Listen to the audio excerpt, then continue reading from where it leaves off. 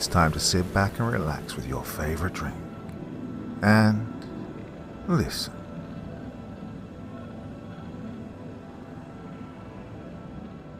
I graduated from high school a few years back. Still live with my parents, but I'm using this time to my advantage. They're kind enough not to charge rent, and that allows me the ability to save up almost every penny I make. The hope is that I can one day start up a small but legitimate business and move into my own apartment. You know, the American dream. You see, much to my parents' dismay, I don't have a steady job. I prefer to take a DIY approach and be my own boss. I buy and resell things online and take odd jobs here and there to supplement my income. With the help of social media and Craigslist, I'm able to regularly mow lawns in spring and summer, rake leaves in autumn and shovel driveways in winter. And eventually I'll make enough to buy a decent car and reach clients outside of town, maybe even hire a few lackeys.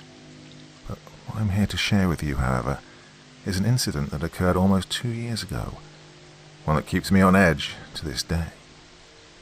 In my first year of business, I introduced a flower delivery service. Depending on the season, I'd either pick up flowers from around town or buy them from the local florist, then deliver them to a person of my client's choosing. Though it wasn't my most popular service, it did bring in some good money. You'd be surprised how much folks are willing to pay to woo a loved one with plants. But in all the time that I biked flowers back and forth from person to person, I only ever picked up one regular. His name was Red, and he was absolutely infatuated with his girlfriend, Clara.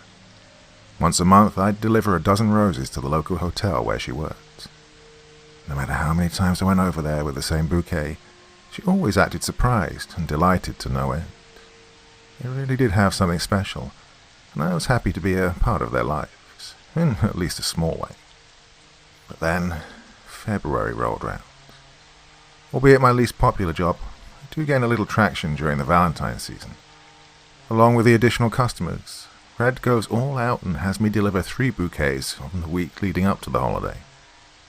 Between these deliveries and keeping up with my usual services, February beats the hell out of me.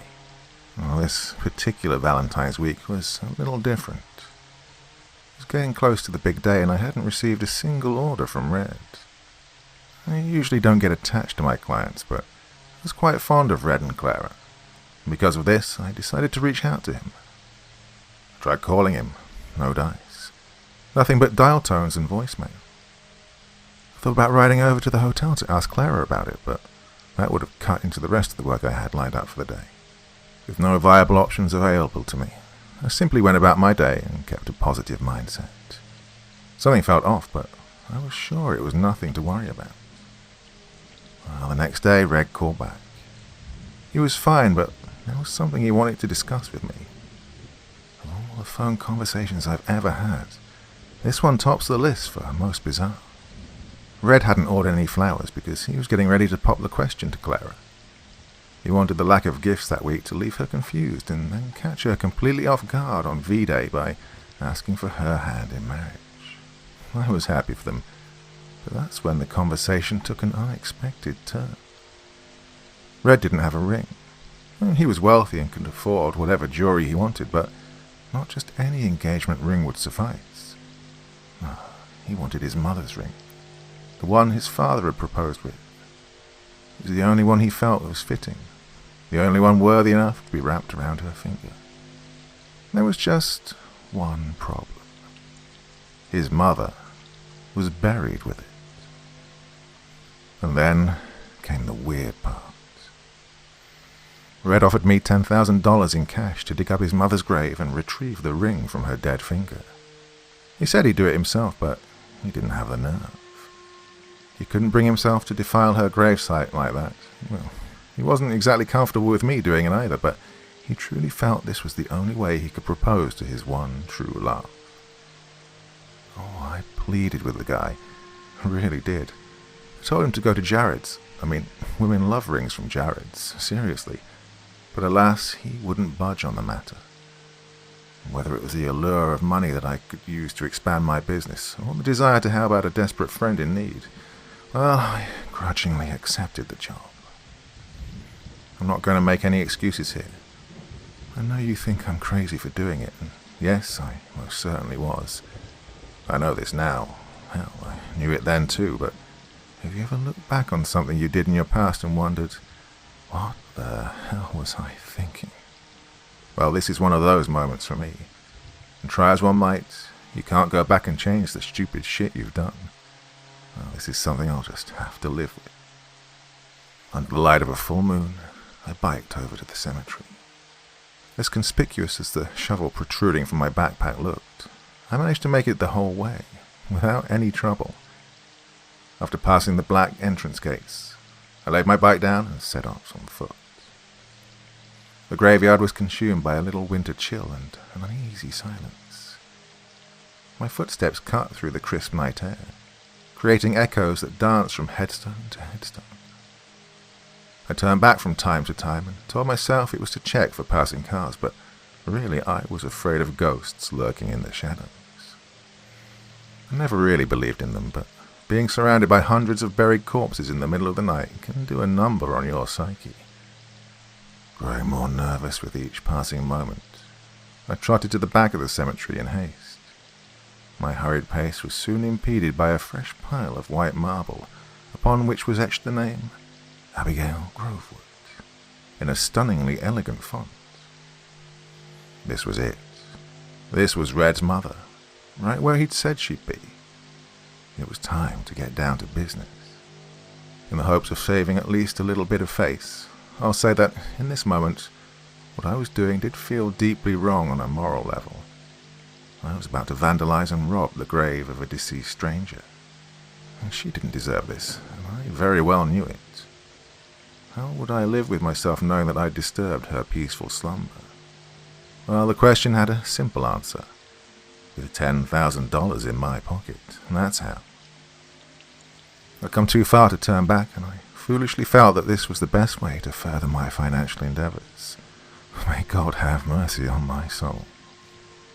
The whole process only took about 6.5 hours, a little less time than I'd expected. I suppose shoveling driveways every year prepared me for this pivotal yet strange moment in my life. After all was said and done, I looked at the coffin below and panted profusely. Despite being utterly exhausted, I had no time to waste. Daylight was on its way, and I had to get the hell out of Dodge before it shrouded the land of the dead. With how narrow the hole was, there's no way I would open the coffin by conventional means. Adding insult to injury for poor Abigail, I had to use my shovel to break through the confines of her deathbed. Eventually, I desecrated the entire cover, allowing me ample room to retrieve the ring, no matter which hand it was on. Victory was within reach. Now, before taking my prize, I looked down at the woman I was about to steal from. The sight of her corpse was a grotesque one. She'd only been buried for about a year, so her flesh had not fully decayed yet. It sat on her skin like batter on an undercooked drumstick. And to top it off, maggots crawled around every inch of her surface. It was sickening. Just as I was about to reach past the flesh-eating bugs and grab Abigail's hand, something crazy happened. Well, it was dark, that's for sure, but I swear I saw her begin to sit up in her grave. The movement was subtle, but it was enough for me to take notice. I was startled, but it took a few seconds for the gravity of the situation to sink in. When it did, I became so spooked that I hightailed it out of there without a second thought. And that is the gist of my late-night adventure. Pretty lame, right? I went through all of the grief just to chicken out at the last minute. Pathetic, I know. But you weren't there to experience it. As I climbed out of the hole, I thought I felt something brush against my ankle. Perhaps Abigail's brittle hands attempting to pull me to my death. As I ran to my bike, I pictured her crawling out from her earthly tomb and chasing me down the road until I was inevitably captured. This was the single most frightening night of my life. I was scared shitless and I didn't give a flying fuck about Red or the $10,000. I just wanted to get the hell out of there. Of course, upon arriving home, logic set in and I realized the error of my ways. It was entirely possible that Abigail was as still as stone and I only thought I saw her move. What I fell against my ankle was probably more likely maggots crawling up my pant leg. I had let the eerie atmosphere of the cemetery get the better of me, and was now out 10 grand and a good friend. Just my goddamn luck. I almost went back, but the sun was beginning to rise. I couldn't risk being spotted and going to jail, though that was a likely outcome regardless. Instead, I wallowed in self-pity and ignored Red's calls for a couple of days. Soon enough, my failed grave robbery was all over the news. But here's the thing. When the police discovered my handiwork, something was profoundly amiss. Abigail's casket was empty.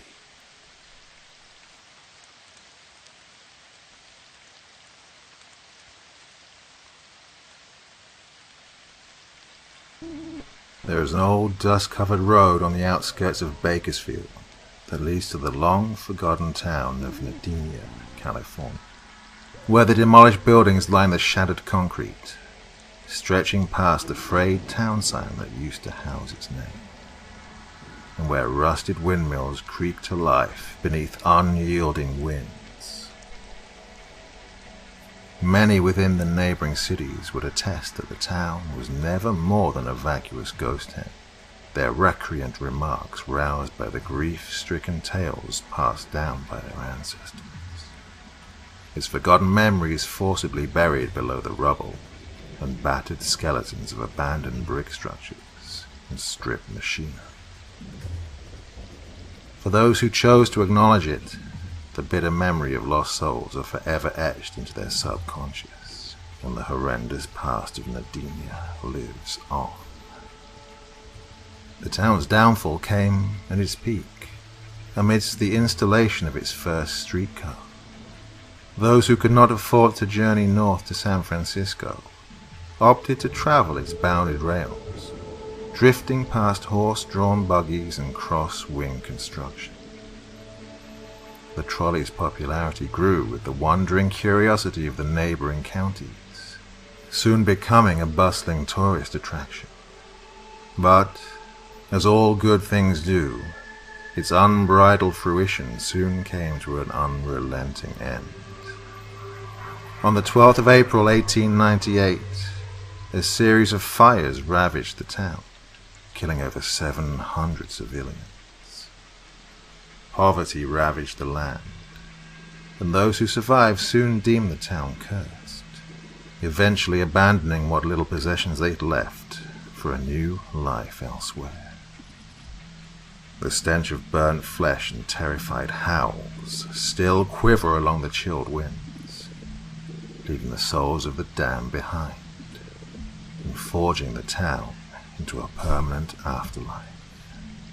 As a historiographer, I find myself often drawn to the enticing lure of historical cities, and after learning of the buried treasures and execrations it's said to hold, I quickly opted to travel the 14-hour trip to uncover its secrets myself.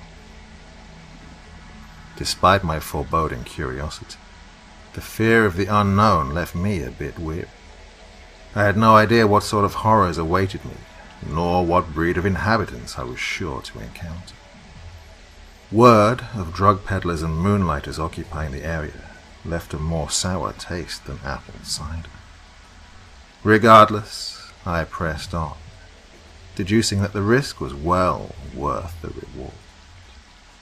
Several hours into my trip, the paralyzing threat of fatigue soon swept over me, lowering my lids like sunken anchors over my eyes. The bounteous amount of coffee and energy drinks I guzzled were beginning to lose their potency. Nonetheless, I elected to continue against the lull of sleep, having already traveled the majority of the trip. Sleep would only deter my initial excitement.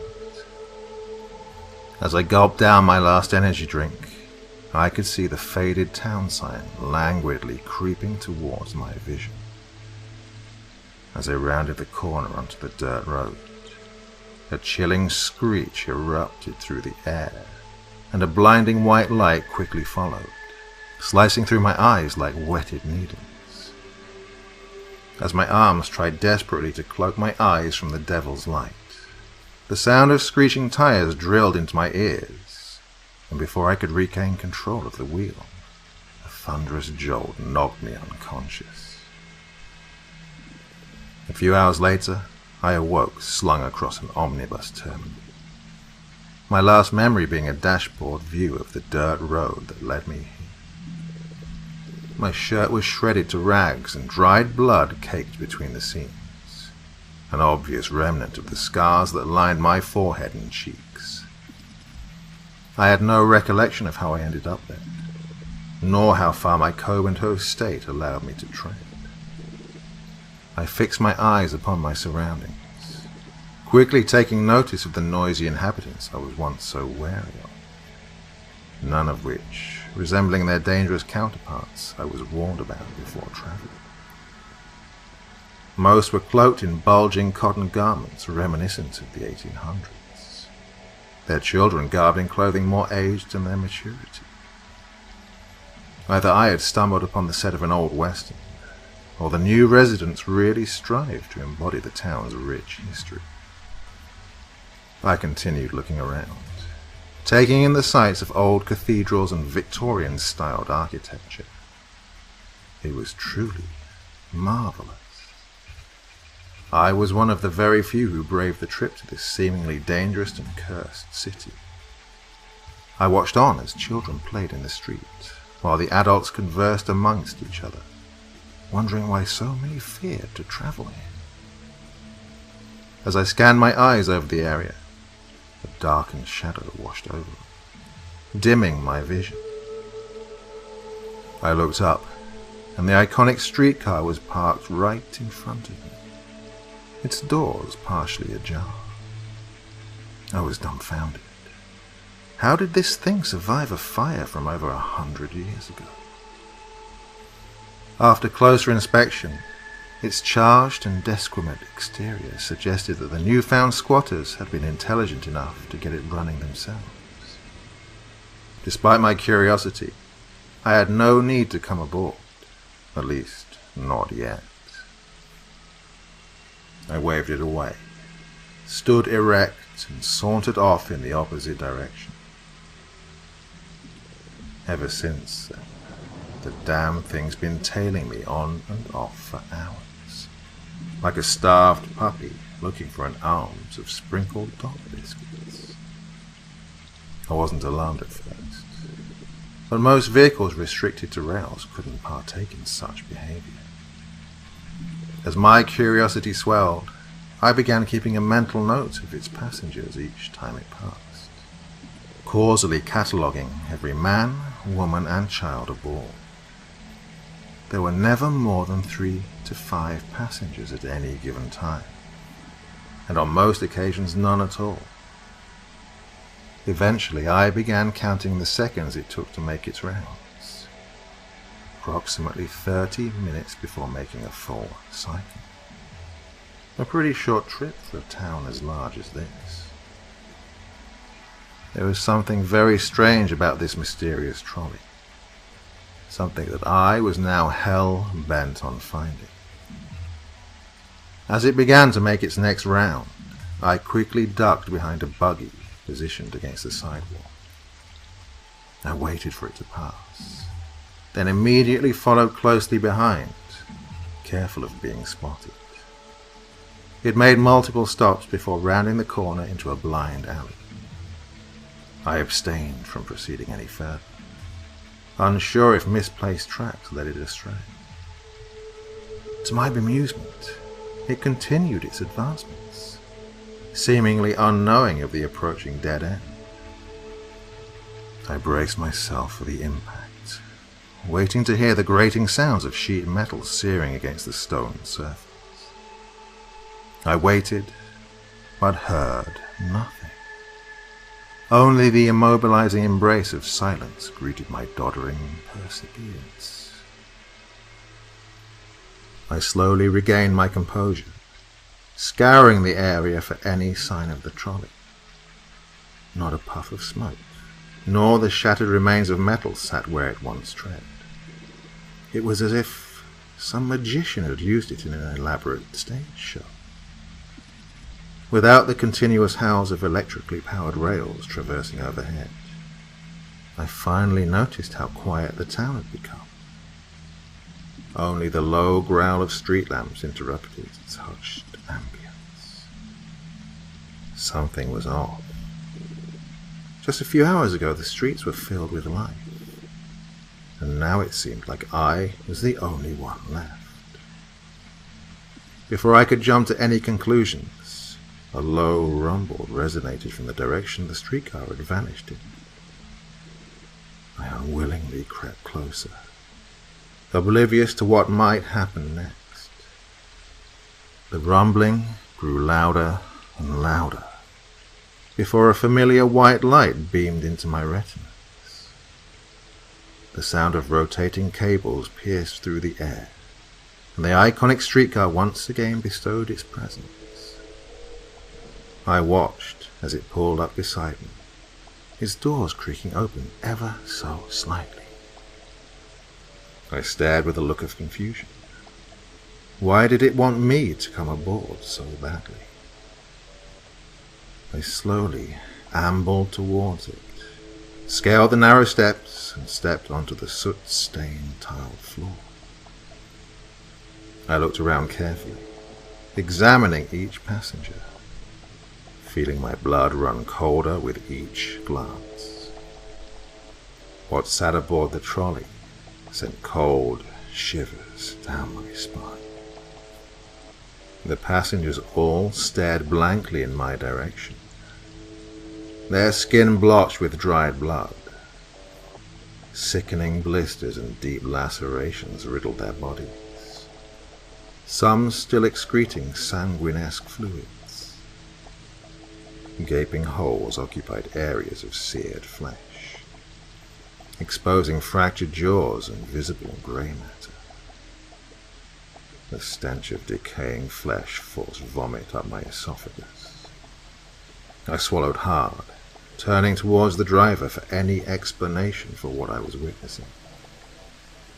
The sight of him left me in a cold sweat. I was even more terrified than I had been before. Beneath his ebony cloak lay the face of death. A luminescent red light glowed from within its sockets, while tiny maggots danced inside its skeletal orifices. I wasn't sure if this was real, or the town's version of a practical joke, but I wasn't planning on sticking around to find out. I turned towards the door, preparing to run, when I felt the icy grip of fleshless bone clashed tightly around my wrist. It pulled back with incredible force, but I wasn't going to accept the fate of death so easily. I twirled around, connecting the sole of my foot with the side of his temple, then leaped from the trolley as he screamed out in pain. Before I could even get a running start, he lunged towards me, tackling me to the ground. He gripped so tightly onto my ankles and began pulling me back aboard the trolley. I tried desperately to loosen myself from his grip, but his brute strength undoubtedly surpassed mine. I couldn't allow myself to be dragged back onto the traveling nightmare. I had to do all I could to break free. I jolted violently beneath his grasp, digging my nails into the shattered concrete below. I could feel my ankles slipping from his hands. The moment I felt fingers retract, I shot up from the ground and darted in the opposite direction. I ran as fast as I could, creating as much distance as I could between us. What the hell was going on in this town? I tried to cook up a viable explanation, but all of my theories managed to conjure more questions than answers. I continued running, hoping to stumble upon my car on that dirt road, running for what seemed like hours before finally reaching it. When I arrived, the townspeople were all huddled together. Something, or someone, was holding their focus. I forced my way through the muttering crowd, curious to what had held them all so entranced. As the dirt road came into view, that all too familiar sense of terror engulfed what little hope I had of ever escaping. My car had crashed into a large pile of rubble just beyond the town's entrance. My risky habit of rarely buckling my seatbelt forced my body to propel itself through the windshield. Broken shards of glass and a fractured spine would cause my demise. I walked closer towards the vehicle, staring at my exaggerated reflection with utter horror. My appearance had not differed much from those aboard the trolley. I turned slowly towards the others, watching their worried expression turn to those of rage. Their murmurs grew from quiet whispers to howling shrieks. I quickly covered my ears, trying desperately to shield them from their horrid cries. As their shrieks grew louder, a sea of flames erupted around us, engulfing the city in a reddish glow. As the flames drew near, one by one, the physical forms of the townspeople slowly dispersed, leaving only their battered souls behind. A frozen look of dread crept onto my face as I watched their ethereal flesh catch fire, their screams burrowing deep into my subconscious. I now understood what that streetcar was for, and now, more than ever, I had regretted my decision of ever leaving it.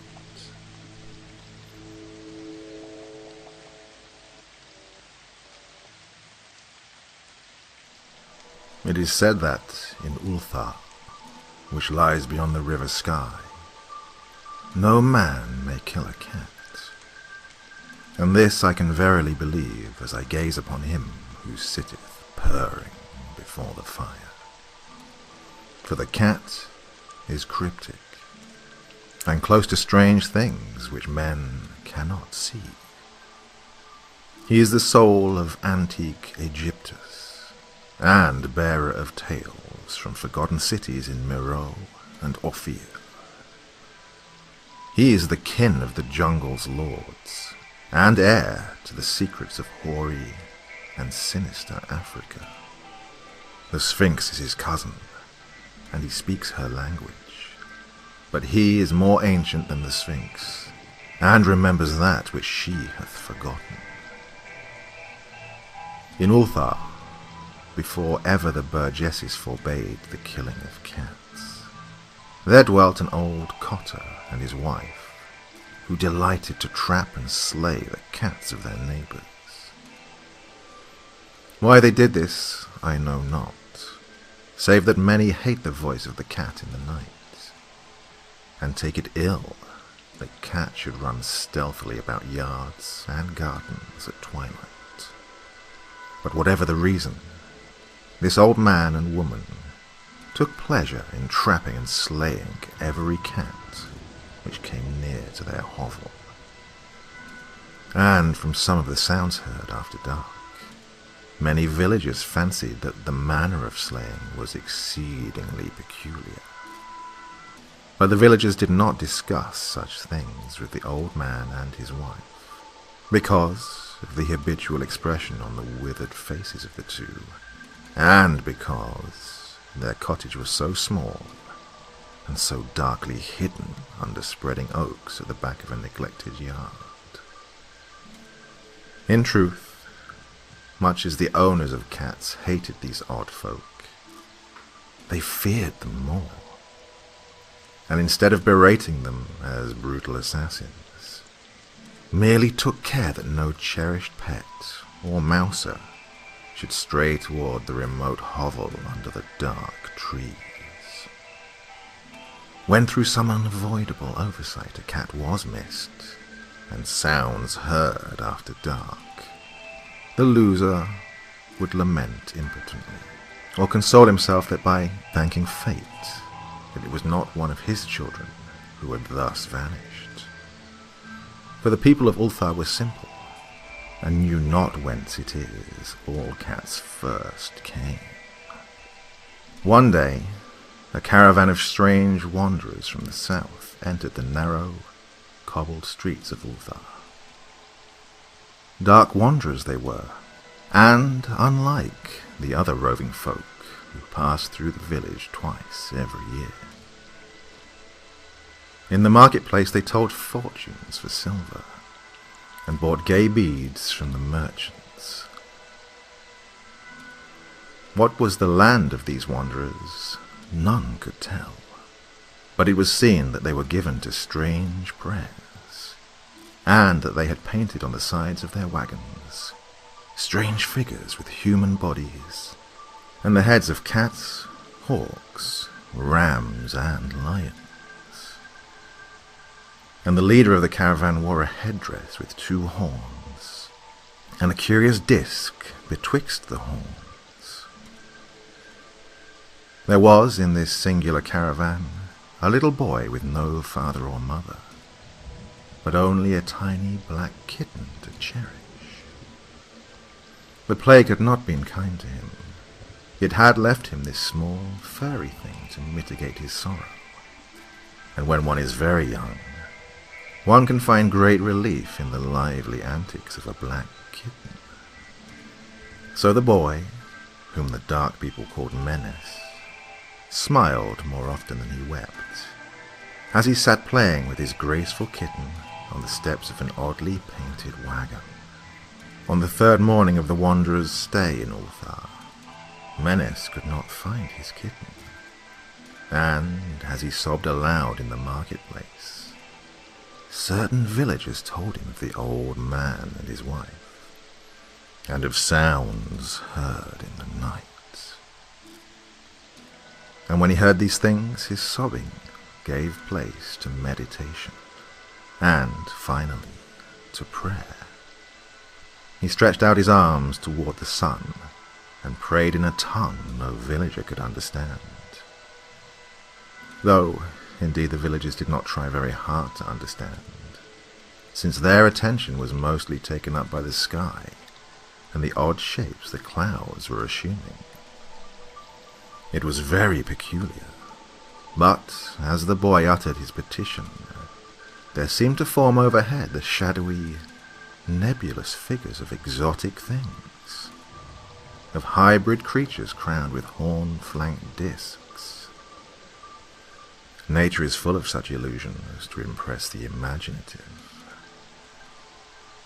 That night the wanderers left Ulthar, and were never seen again. And the householders were troubled when they noticed that in all the village there was not a cat to be found. From each hearth the familiar cat had vanished.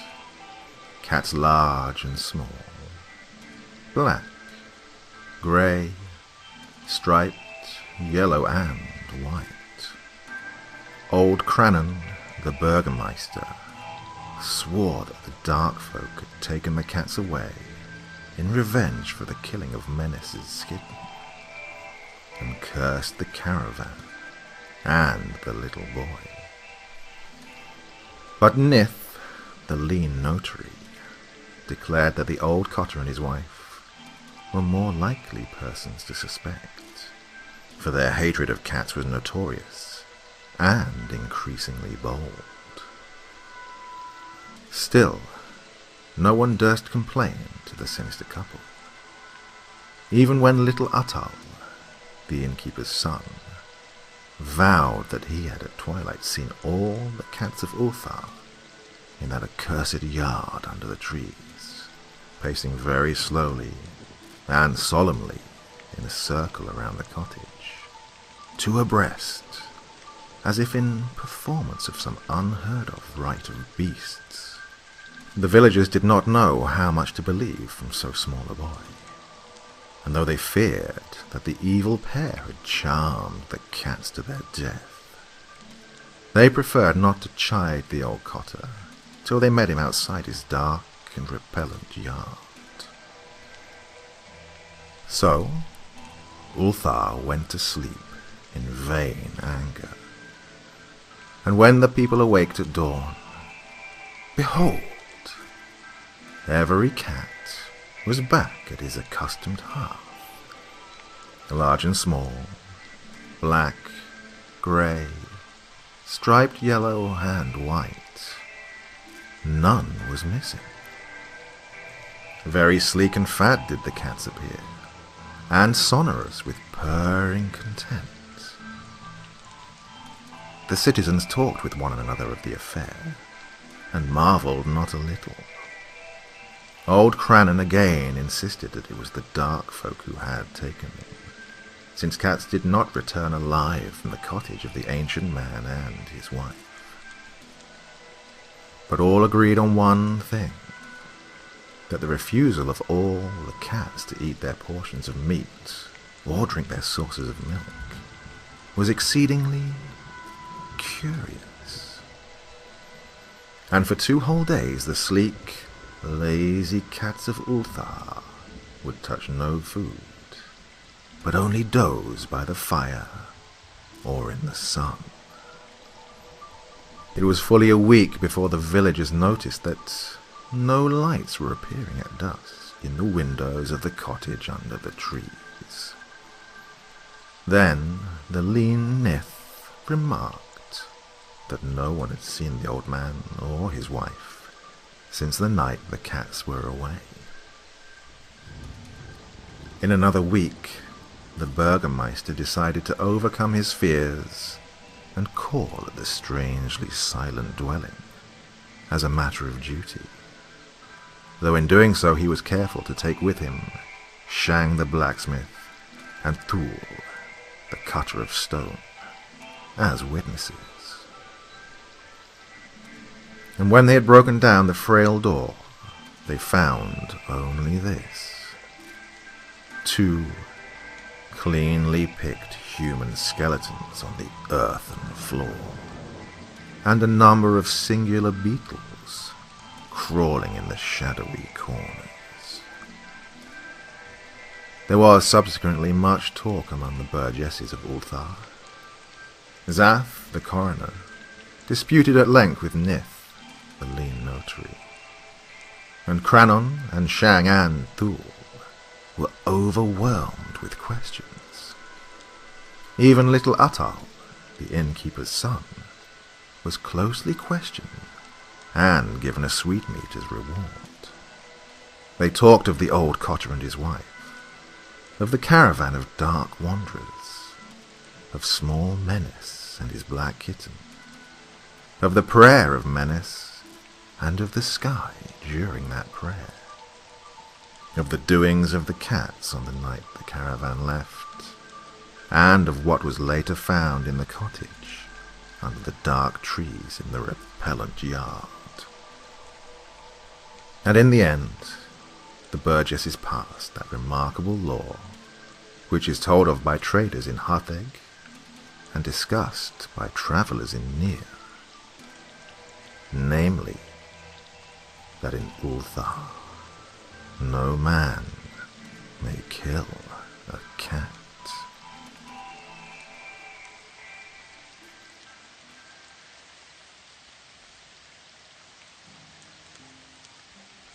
If you've ever seen someone endure a seizure before, or been the unfortunate sufferer of one, I don't need to tell you how horrific it is to be a part of. And if you haven't, count yourself lucky. There are few things in this world more mentally scarring than seeing another human being convulsing on the floor as their eyes roll into the back of their heads, their jaw clenched and their joints rigid as they shake, or, if you're very unfortunate, writhing around and even dislocating joints as they search for new ways to bend and snap. All of us have seen it in the movies, sure, but it pales in comparison to the real thing. To actually stand there as someone's brain is stuck on repeat and their body is a slave to the misfiring signals as you woefully stumble around, unsure if you're supposed to put something in their mouth to stop them biting their tongue, Spoiler alert. No, never. Call an ambulance immediately, or just leave them to it. Imagine that feeling of helplessness in front of a stranger, and then compound the grief by tenfold when it's your entire world, and you've just gotten home from work to find them writhing on the ground for the 7th time this year. Your first thought isn't ambulance, medication, or anything like that. No, it's to check that she hasn't smashed her skull on the coffee table, that she's not choking on her own vomit, and then to make an educated guess at how long she's been seizing for.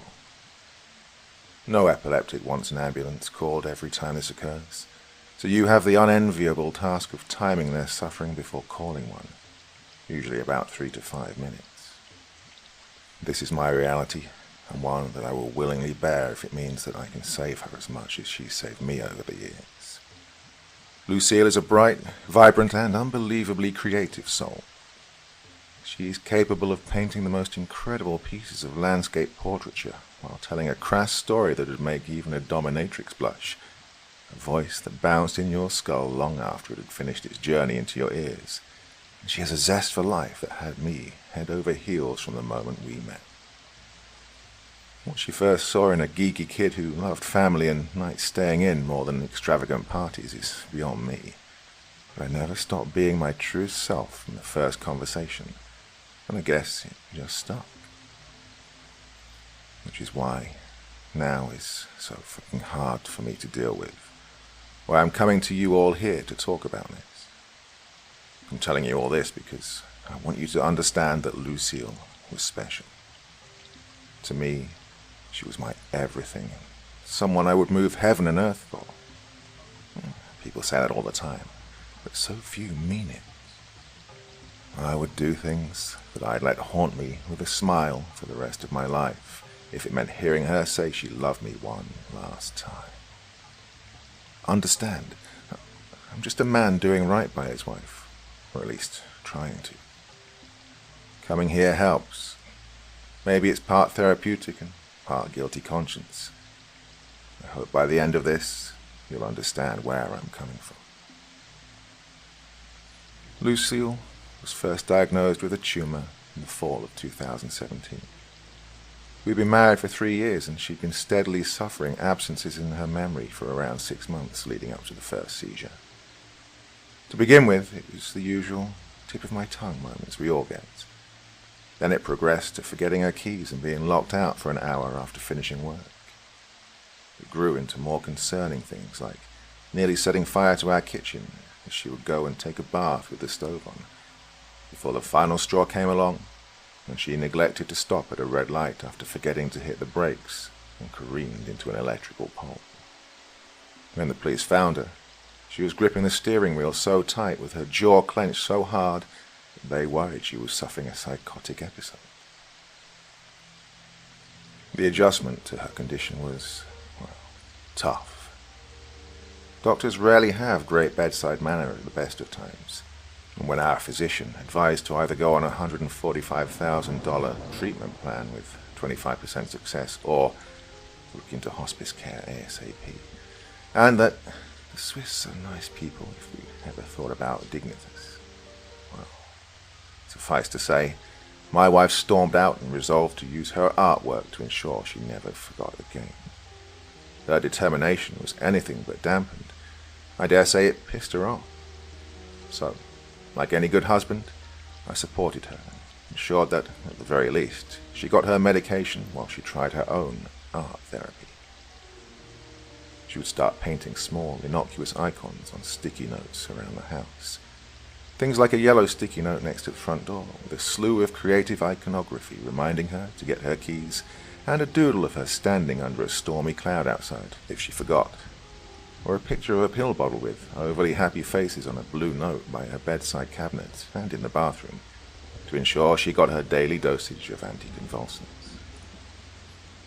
For a time, these actually helped, and I'd get used to finding small notes around the house, even for me, little reminders of her love in the form of short messages like, "I love how much you laughed with me today," or, "I appreciate you giving me a neck massage after the last seizure." And it never stopped being a welcome sight. Those first couple of months convinced me that she was going to beat this. She would overcome it and sell her story to Time magazine and become a therapist of the century for her groundbreaking discoveries on memory retention. I'm sure you all know, however, that we rarely ever get what we want. It was the late summer, and I'd been working away a lot more than I wanted. As an architect, I took whatever contracts I needed. Medical bills are seldom ever totally affordable in this freaking country. Even with insurance, our deductible was still high. So the contract I ended up taking was nearby if anything went wrong, but far longer hours than I was used to. I'd been working a particularly lengthy afternoon when I came back to the sounds of grunting and snapping, finding Lucille's fragile form on the ground and next to the coffee table where her head had made contact with the corner before landing on the ground and nestled in a pool of her blood. You have to understand, we took every precaution, and sharp edges or areas she was likely to hit if she seized were always far away from her. The table was in my personal study room on the second floor, and the rubber corner protectors were taken off of it. I rolled her over and soothed her as I'd done many times before, calling 911 the moment I spied blood. Thankfully, they were over within minutes and took her into the ambulance. But unlike so many other times, she was not coming out of this one. Now, as the title suggests, she continued to seize as they strapped her down, her joints flailing and smashing against the EMTs, the metallic walls of the ambulance, and anything they could find until she was mercifully sedated. You should get her things. It's not likely she'll be coming home tonight, one of the EMTs called back to me, sweat dripping off their brow after finally putting her down. I knew the drill by this point, but it was still painful to hear. I nodded and told him I'd follow on as soon as I'd gathered everything. Heading back into the house, I realized I hadn't noticed some of the extra sticky notes dotted around the living room, leading to the edge of our stairs. They weren't placed on the walls, but instead hung by a thin black thread that Lucille must have pinned from end to end in strategic places on the house. Wondering if she'd documented how she felt and if it was potentially relevant to her physician, I grabbed the nearest one and read it. Don't forget, you'll be making contact at 4:42 p.m. sharp. Wear loose clothing and do not take your meds. A small stop sign with a blind eye in the center peering back at me. Why the hell would she tell herself not to take her medication? Confused, I went to the next one a few feet away and felt the hairs on my neck stand on end as I did so. He's offered me a deal. I can explore more of his world if I give up 1 month of my lifespan each time I enter it. Seems fair to me. He called it the Decadent Plane. Must remember that next time. Oh, and to call him the Fringe God. He didn't like being called a black man. Next to this one were 2 small drawings, one of Lucille's body floating around pillars of steel and light with a huge mat at the center. The other simply writing the words Fringe God over and over, progressively getting more scratchy with each consecutive entry. Hands shaking, I frantically ran through the living room and up the stairs to our bedroom, grabbing as many notes as I could in the process. Concern for how far her mental state had deteriorated was building within me as I scanned each entry. Today I had a seizure. In the process, I got to dive deeper into the amorphous golden shroud and see the beauty that dwelled within. I want to remember it, but I'm too nervous to even write it down. I gotta stop taking my meds. Too much interference. Maybe I could paint some of it. Tried painting the visage of the nocturne one. His crown too beautiful for me to even put onto canvas. I tried to speak his name aloud, and I ended up with a migraine. Picturing him in my head just made me cry. It hurt so much, but I cannot wait to get back there. Today was special. The fringe god gave me a better offer than before. I swear the nocturne one wept from beneath his flesh mask as the offer was made. If I did exactly as he said, I'd be able to explore the inner sanctums of the decadent planes and gain knowledge I could bring back with me. I have to remember these plans when I get back. I looked at the final drawing. I felt sick. She'd drawn steps for how to cause bleeding in her brain, and a seizure so strong that it would effectively kill her if I hadn't come home when I did. More drawings were strewn across her canvas, but I had no time to peruse as my cell phone rang and I realized how much time I'd wasted in the apartment. Mr. Loomis, it's Dr. Mitesh. If you aren't already on your way down, you need to get here immediately. Your wife, she... Arriving at the hospital and apologizing profusely for my terrible parking on the curb, I rushed in and headed straight for the neurology ward. Notes tucked into my pocket as I tried my best not to bump into other visitors. My mind focused on one thing, Lucille. I turned the last corner and I heard the screaming before I saw the stuff. It was filled with pain and terror. It absolutely belonged to my wife. Spotting a nurse leaning against the window, I approached him and tried my best to keep my composure. My wife, Mrs. Loomis, is she... I breathed, my eyes darting to the foreboding double doors, back to the obviously shaken-up nurse. He tried to be professional, but whatever was going on was far beyond his experience level. She's not stopped seizing since we got here. We've tried sedating her several times, but it's not doing her any good. I'm sorry. The screaming got too much and I had to take a breather. The doctor should be out for you soon. Excuse me. He rushed past me and I chalked it up to nerves in a new environment. Waiting around for half an hour and staring at the notes did nothing to calm my nerves, nor did Dr. Mitesh when he finally came out and ushered me to a waiting room. He explained to me that she wasn't just having one continuous seizure, or at least he didn't think so, but was instead having consecutive seizures one after the other without any rest. I've honestly not seen anything like it, he began, hands rubbing each other as he spoke. I've tried to get a scan of her brain, but, well, not safe, right? I chimed in, fully aware that any person mid-seizure is a liability. My wife may be small, but she packed a punch at the best of times. Right. We've upped the dosage to bring her to a calm state, but it seems to wear off quickly. I've requested our head of neurology, and hopefully she can shed some light on this. In the meantime, you're welcome to sit with her, but I must apologize in advance for the straps. He saw my eyebrows raise and clarified. This is a precaution, I assure you. We've just managed to fully put her under, but we don't want to take chances or have her cause more harm to herself. He leaned forward. We will get to the bottom of this. I promise you. He led me back into her room, and for the first time in what felt like weeks, I looked upon my poor, broken wife. Her face was bruised up from the knock she'd taken as she fell, head bandaged up with gauze, and her face scrunched up in a permanent grimace. It never ceased to horrify or hurt me to see her body after it's been through an ordeal such as this. Tears ran down my face as I sat next to her and resisted the urge to hold her hand, instead just electing to sit and try to talk to her. Hey Lulu, it's Arthur. Yeah, I come back once again to help pick up your goofy ass.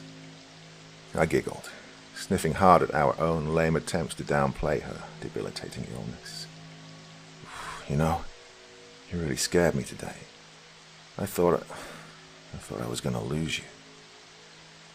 Pulled out some of the notes in my pocket and figured it would make good conversation while I waited for the neurologist. Found these notes while I was getting your things.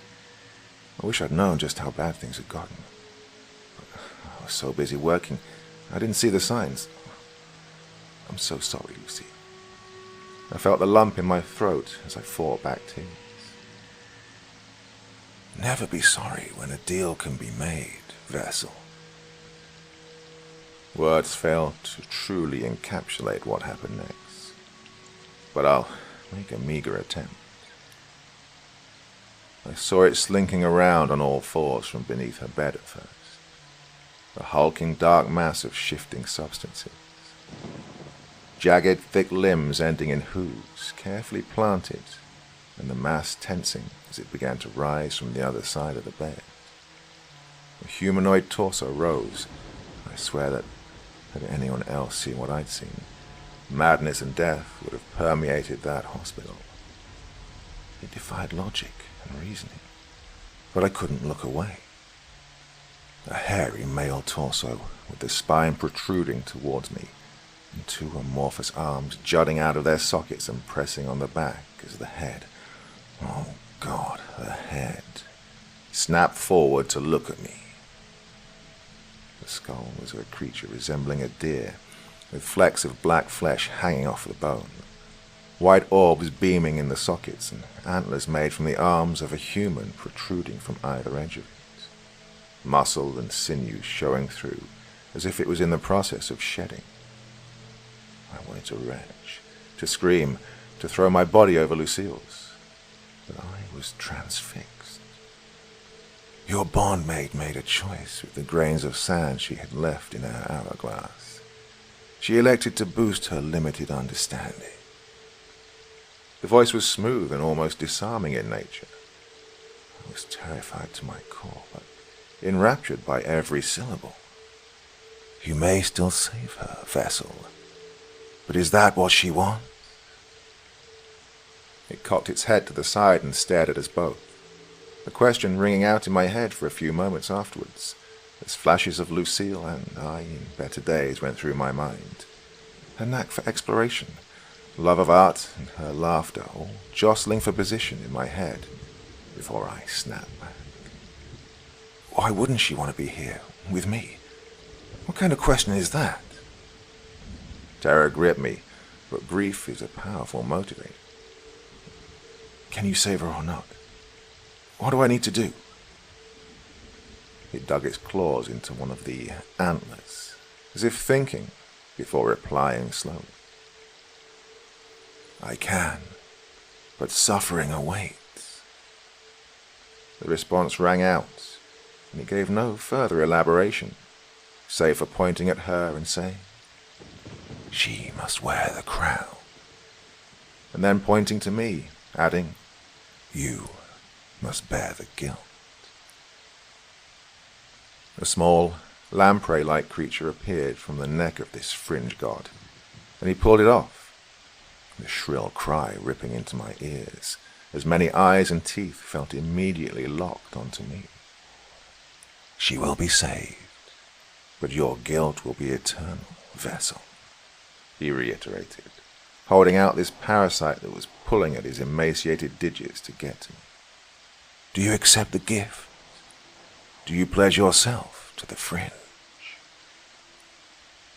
I swallowed and nodded, reaching out to take whatever the fuck is in his hand. But the antlers grabbed me first, pulling me over the bed and deep into this monstrosity's eyes. Show me solidarity first, vessel. Earn your seat at my table. And in that moment, it was as if he was never there, like I'd snapped awake from some unexpected nap. Groggy, I looked around and cast my eyes towards my wife. She was staring right at me, horror stricken across her face, as she began to open her mouth wider and wider, unblinking as she did so. Her eyes rolled into the back of her head as a cacophony of screams erupted from her, and her body began to jerk violently. It was on a different scale than any seizure I had ever witnessed from her previously, and before I even had a chance to react, her nurses ushered me out and took over. She carried on seizing for the next 90 hours. No matter what anyone did, she would persist. Her body was riddled with bruises, and her vocal cords by this point were long since ruptured. A whispering yelp, all she was able to muster. Her body began to fail her on the 5th day, and while she was contorting into horrific positions for her body to attempt to support, her strength was fading rapidly, and the doctors were able to restrain her with greater ease. The neurologists were stumped. Experts across the US had no concrete idea, and the sole consensus they could come to was that the tumor was now pressing more into her brain, and the seizures would not cease without risky surgery. They gave me time to think it over, of course, letting me sit with her again now that she was in a more sedated state, though I was terrified to do so. Before going in, I resolved to try and sleep in the adjacent waiting room, having not received any proper news or resolution since this began. I now felt a degree of weight had been lifted, but if I was going to see my wife for potentially the last time, it would do me good to do so with a clear mind. I don't know if you'd call it a dream or a nightmare, but what I saw in that space was more vivid and tangible than anything that had come before it. I was your typical dreamer, barely remembered my experiences unless they were emotionally driven or traumatic. But this was on a whole new level, and I can still remember the way it looked, smelled, and even felt on my skin as I floated. I dare not go into detail here. I fear that may break the pact I now have with the fringe god. I will say that my wife was right in her notes. She did not do it any justice. I only had glimpses of the gate she stood in front of. Both were shut to me, and lumbering Goliath stood on either side, bearing down on me as I floated aimlessly, unsure of how to proceed. Once again, the fringe god appeared in front of me, leaning forward as he spoke. Your pact is about to be complete, vessel. Are you prepared for the hardships ahead? Are you ready to worship? As he finished, the gate opened up just enough for me to see my wife behind it. Her smile broke through the fog in my mind and put me at ease in a way I never thought I'd experience again. Without thinking, I nodded. Whatever it takes to free her, I'm ready, I replied, resolute. Then the pact is sealed. I will allow you to say goodbye before the traversals begin on the next lunar cycle. He extended an antler, and I begrudgingly gripped it. Why would I need to say goodbye here? I asked. The fringe god shook his head. Not here. Your guilt begins now. I lied to her. I lied to myself. I lied to you. I'm sat in the waiting room. I can feel the sheer weight of my sins bearing down on me like a freaking lead weight in my shoulder, or a leech attached to my neck, growing fat and engorged on every black mark from my life. The hardest part of watching someone you love die slowly is never knowing when to let go. Living in a perpetual state of agony and wondering if this is your last day eating breakfast, your last ever "I love you," or your last ever kiss. Everything mundane becomes ecstasy. You savor those quiet moments when you're not stressing over medication, palliative care, or what your life will be like in the long after. Lucille loved her art. She loved creating fantastical monsters she could immerse herself in, and I adored creating and building those worlds as an architect and designer. We bonded over that love of the weird and unusual so many years ago, and it was what kept us strong through those darker days. Even now, its influence can be felt through every word you see upon this recount of events. I didn't just time her seizure because I knew it could be a mild one. I did it because I was determined to make sure, if she died, it was in her home and in my arms, with dignity. I must deal with that blame for the rest of my life, and every time I look in the mirror, I see the fringe god staring over my shoulder and reminding me of what I did. reminding me of my sins. Lucille is on life support in the next room, and as soon as I finish this documentation, this confession, I'll do the merciful thing and let her go. I will hold her hand, kiss her forehead, and hold those post-it notes tightly as she slips away and falls into the realm she was so desperate to stay in. It is the right thing, no matter the cost of my sins.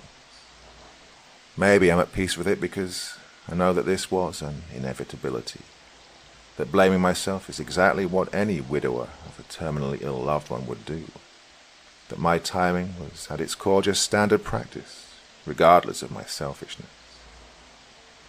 Maybe it's because I know she was a passionate believer in dying with dignity, and she fought tooth and frickin' nail to stay alive as long as she could. Or maybe it's because when I slept last night after I'd said my goodbyes, I saw her in that indescribable realm, smiling at a distance with the nocturnal one's arm protectively draped over her shoulder.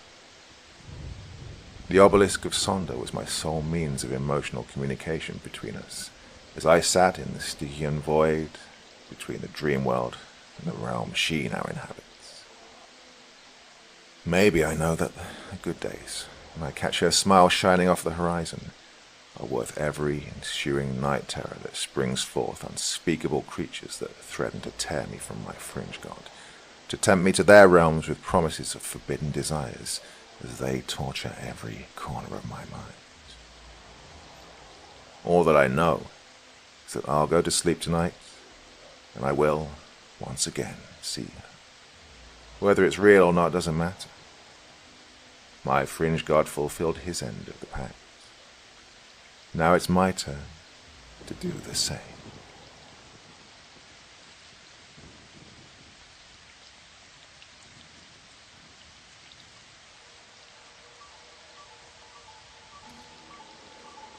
The chateau into which my valet had ventured to make forcible entrance, rather than permit me, in my desperately wounded condition, to pass a night in the open air, was one of those piles of commingled gloom and grandeur which have so long frowned among the Apennines, not less in fact than in the fancy of Mrs. Radcliffe. To all appearance, it had been temporarily and very lately abandoned. We established ourselves in one of the smallest and least sumptuously furnished apartments. It lay in a remote turret of the building. Its decorations were rich, yet tattered and antique. Its walls were hung with tapestry and bedecked with manifold and multiform armorial trophies, together with an unusually great number of very spirited modern paintings in frames of rich golden arabesque. In these paintings, which depended from the walls not only in their main surfaces, but in very many nooks, which the bizarre architecture of the chateau rendered necessary. In these paintings, my incipient delirium, perhaps, had caused me to take deep interest, so that I bade Pedro to close the heavy shutters of the room, since it was already night, to light the tongues of a tall candelabrum, which stood by the head of my bed, and to throw open far and wide the fringed curtains of black velvet, which enveloped the bed itself. I wished all this done that I might resign myself, if not to sleep, at least alternately to the contemplation of these pictures, and the perusal of a small volume which had been found upon the pillow, and which purported to criticize and describe them. Long I read, and devoutly, devotedly, I gazed. Rapidly and gloriously the hours flew by, and the deep midnight came. The position of the candelabrum displeased me, and, outreaching my hand with difficulty, rather than disturb my slumbering valet, I placed it so as to throw its rays more fully upon the book. But the action produced an effect altogether unanticipated. The rays of the numerous candles, for there were many, now fell within a niche of the room which had hitherto been thrown into deep shade by one of the bedposts. I thus saw, in vivid light, a picture all unnoticed before. It was the portrait of a young girl, just ripening into womanhood. I glanced at the painting hurriedly, and then closed my eyes. Why I did this was not at first apparent, even to my own perception. But while my lids remained thus shut, I ran over in my mind my reason for so shutting them. It was an impulsive movement to gain time for thought, to make sure that my vision had not deceived me, to calm and subdue my fancy for a more sober and more certain gaze. In a very few moments, I again looked fixedly at the painting. That I now saw aright, I could not and would not doubt. For the first flashing of the candles upon that canvas had seemed to dissipate the dreamy stupor which was stealing over my senses, and to startle me at once into waking life. The portrait, I have already said, was that of a young girl. It was a mere head and shoulders, done in what is technically termed a vignette manner, much in the style of the favourite heads of Sully. The arms, the bosom, and even the ends of the radiant hair melted imperceptibly into the vague, yet deep shadow which formed the background of the whole. The frame was oval, richly gilded and filigreed in moresque. As a thing of art, nothing could be more admirable than the painting itself. But it could have been neither the execution of the work nor the immortal beauty of the countenance, which had so suddenly and so vehemently moved me. Least of all could it have been that my fancy, shaken from its half-slumber, had mistaken the head for that of a living person. I saw at once the peculiarities of the design, of the vignetting, and of the frame. Must have instantly dispelled such idea. Must have prevented even its momentary entertainment. Thinking earnestly upon these points, I remained, for an hour perhaps, half sitting, half reclining, with my vision riveted upon the portrait. At length, satisfied with the true secret of its effect, I fell back within the bed. I had found the spell of the picture in an absolute lifelikeliness of expression, which, at first startling, finally confounded, subdued, and appalled me. With deep and reverent awe, I replaced the candelabrum in its former position.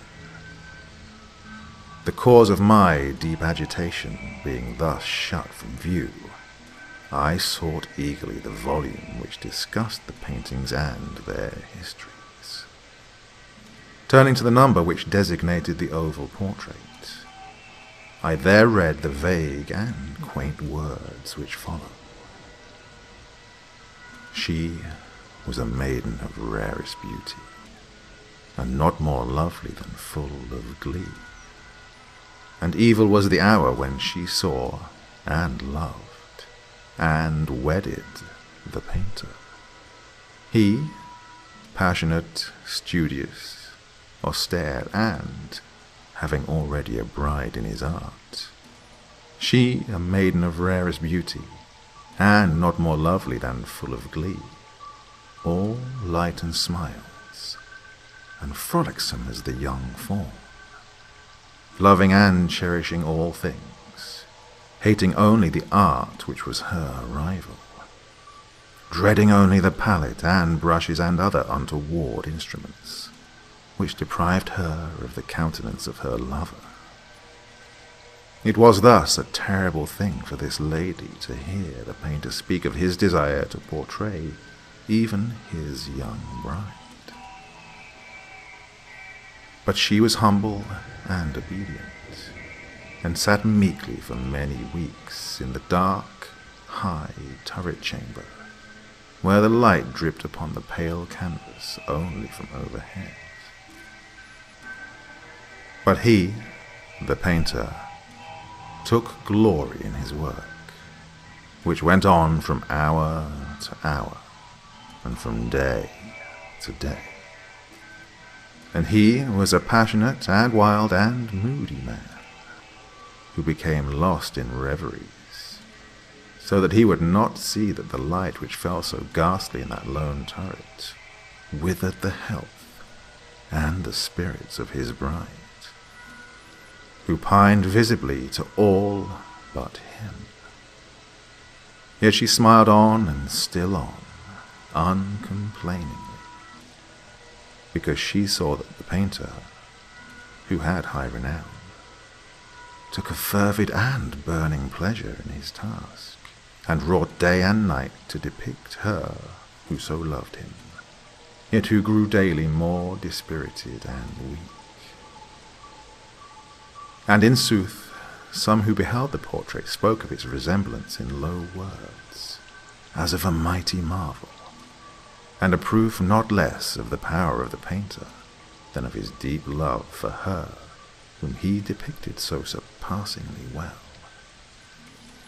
But at length, as the labour drew nearer to its conclusion, there were admitted none into the turret, for the painter had grown wild with the ardour of his work, had turned his eyes from the canvas merely, even to regard the countenance of his wife, and he would not see that the tints which he spread upon the canvas were drawn from the cheeks of her who sat beside him. And when many weeks bad passed, and but little remained to do, save one brush upon the mouth and one tint upon the eye, the spirit of the lady again flickered up as the flame within the socket of the lamp. And then the brush was given, and then the tint was placed, and, for one moment, the painter stood entranced before the work which he had wrought. But in the next, while he yet gazed, he grew tremulous and very pallid, and aghast, and crying with a loud voice, "This is indeed life itself," turned suddenly to regard his beloved.